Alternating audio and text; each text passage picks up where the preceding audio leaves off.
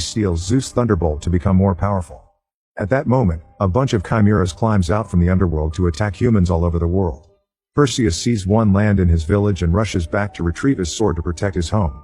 The villagers gather around the crater the beast left, but soon the chimera comes back and causes everyone to run in fear. A chase begins through the village as Perseus tries his best to fight the monster and keep an eye out for his son.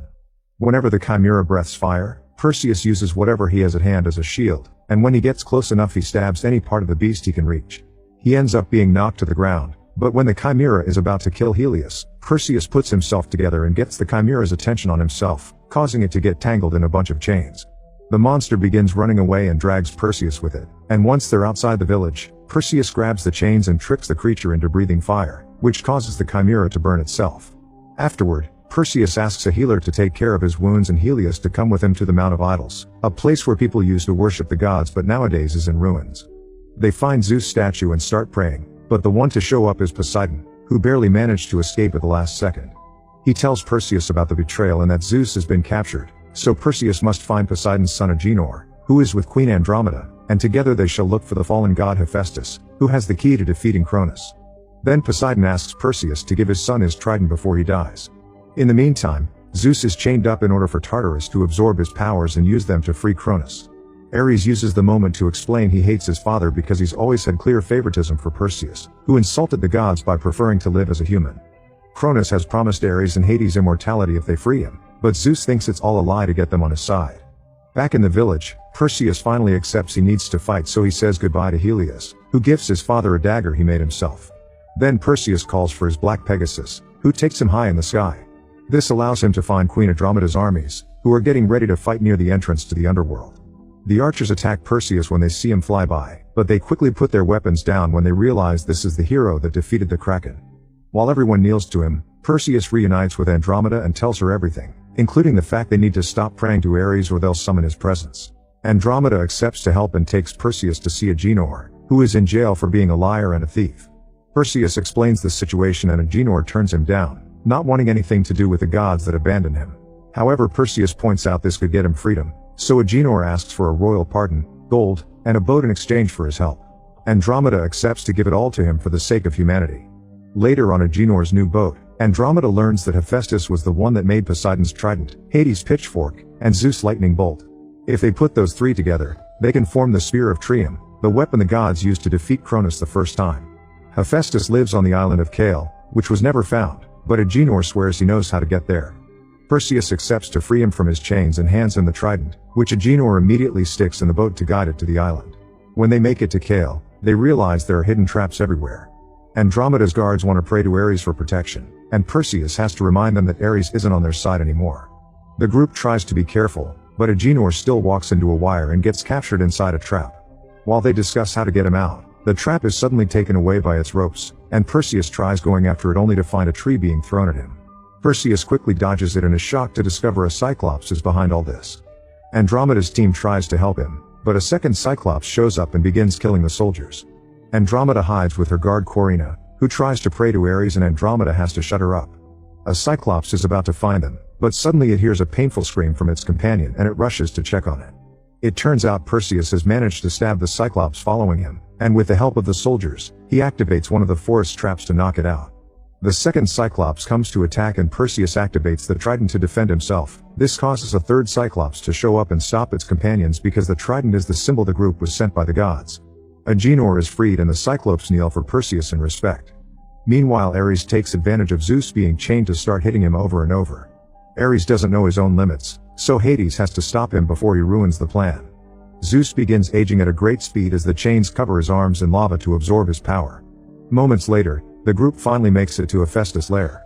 The old god doesn't sound very sound of mind, but he recognizes Perseus and informs him he can't help because he doesn't have godly power anymore since Zeus took it from him when he banished him to the human realm.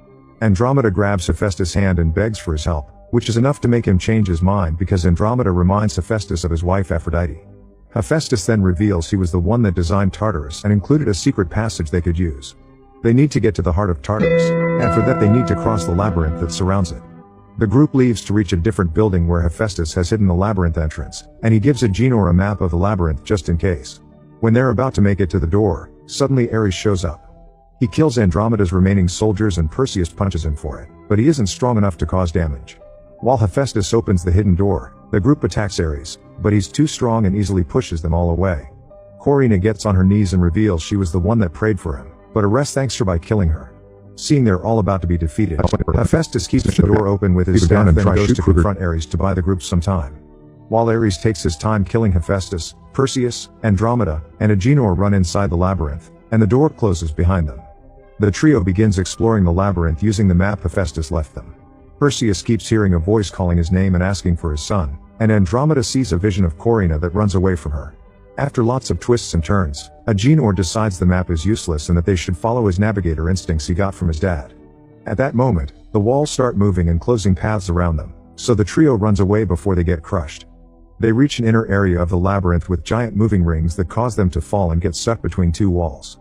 The semi-gods use their strength to get Andromeda out, and Agenor quickly follows, but Perseus falls again. In a dark corridor, Perseus finds Helios and has to remind himself he isn't real. He goes looking for his friends only to be suddenly attacked by a minotaur, who tries to stab him with its horns. A fierce fight begins, and after lots of struggle, Perseus manages to push the minotaur into a wall to get its horns stuck. Perseus then begins beating him up, and when the horns break, the minotaur tries to use Helios' voice to ask for mercy, but Perseus kills it anyway. Since the minotaur was the protector of the labyrinth, now that it's dead, a clear path opens for Perseus. He reunites with his friends and together they finally enter the heart of Tartarus. Meanwhile, Zeus apologizes to Hades for banishing him into the underworld and confesses he forgives Hades for capturing him now.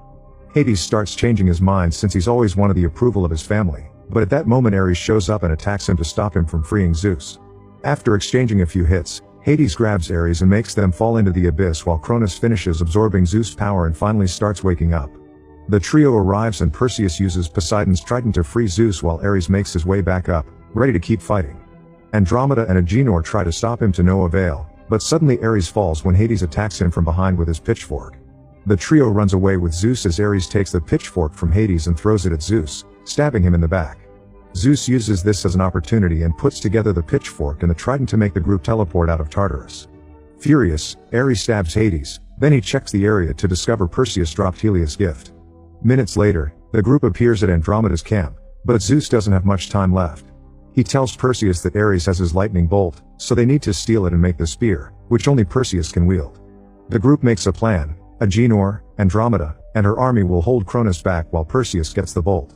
He prays to Ares and asks him to meet him at the temple, which he reaches by flying on his Pegasus. The entrance to the underworld explodes and fireballs begin falling all over the area, bringing all kinds of monsters with them. The humans fight with all the weapons and strategies they can muster, but they won't be able to hold on for much longer. Suddenly Hades shows up at the battlefield to visit Zeus, holding his hand as he accepts to forgive him and shares his last bit of power. This makes Zeus look young again and heals his wounds. Then both gods join the fight, bringing down monsters as if they were flies. Meanwhile, Perseus arrives at the temple and discovers Ares has brought Helios, because he wants him to watch his father be taken away like Ares had to watch his own. A fierce fight begins between the brothers, but it's easy for Ares to overpower a semi-god. When Ares is about to kill Perseus, Helios comes forward with his dad's sword, which distracts Ares. Perseus uses the chance to jump on his brother from behind and steal the lightning bolt, which he then uses to finally kill Ares. Now that he has the three weapons, Perseus puts them together to create the Spear of Triumph. Meanwhile, Kronos finishes awakening and appears on the battlefield, so Hades and Zeus concentrate on attacking him. Their power is weak and can't do much, thus Kronos ignores them to start destroying the area instead, shooting lava all over the place. Perseus arrives on his Pegasus, but he can't come closer to strike because of all the raining lava. Hades and Zeus put their powers together to land a good hit on Kronos and give the chance Perseus to fly closer. This enrages Kronos and causes him to hit the land to send a powerful wave toward the gods. Zeus pushes Hades out of the way and puts up a force field, but he isn't strong enough and gets hit back. This distraction is enough for Perseus to dodge Kronos' last lava wave and flies directly into his mouth to stick the spear directly inside his body. The plan works and Kronos explodes until nothing but ash is left behind. The army celebrates and Andromeda is glad to see Perseus flying back alive. Afterward, Perseus reunites with Zeus, who mentions the era of gods is over and thanks Perseus for his help. Since Hades can't buy him any more time, Zeus dies in his son's arms. Then Hades announces he's powerless now, so he'll have to start a new life. Moments later, everyone at camp begins taking care of their wounds. Agenor bonds with Helios because he wants to be a good uncle, and Perseus approaches Andromeda to kiss her. When father and son get a moment alone, Helios admits that after seeing war, being a fisherman doesn't seem so bad. However, Perseus wants him to be ready for the future